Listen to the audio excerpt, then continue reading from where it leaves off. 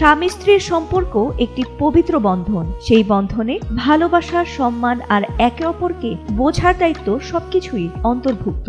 কিন্তু নাম ধরে ডাকার বেলায় অনেকেই বলেন স্বামীর নাম মুখে আনাও বেয়াদবি, আবার অনেকেই বলেন এতে কি বা এমন হলো। আজ আমরা জানবো ইসলাম কি বলে।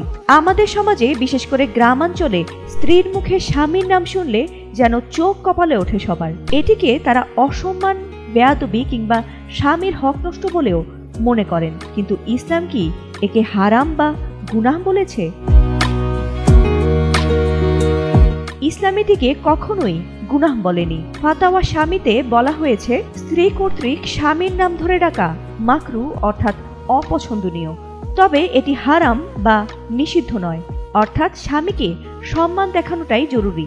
কিন্তু কেউ যদি ভালোবাসার ভঙ্গিতে বন্ধুর মতো করে স্বামীর নাম মুখে নেয়, তবে সেটি গুনাহের পর্যায়ে পড়ে না। রেওয়াজে যা অসম্মানজনক, ইসলাম সেখানে সম্মান বজায় রাখার আহ্বান জানায়। সহিহ বুখারীর 3365 নং হাদিসে বর্ণিত আছে, হযরত ইব্রাহিম আলাইহিসসালাম যখন হযরত হাজেরা আলাইহিসসালাম ও শিশু ইসমাইল আলাইহিসসালামকে জনমানবহীন মরুভূমিতে রেখে যাচ্ছিলেন, তখন হাজেরা তার নাম ধরে ডেকে বলেন, হে ইব্রাহিম, আপনি আমাদের কার কাছে রেখে যাচ্ছেন? সুতরাং আমরা বুঝতে পারি এখানে কোনো বেয়াদবি হয়নি, বরং পরিস্থিতি অনুযায়ী সম্বোধন করা হয়েছে।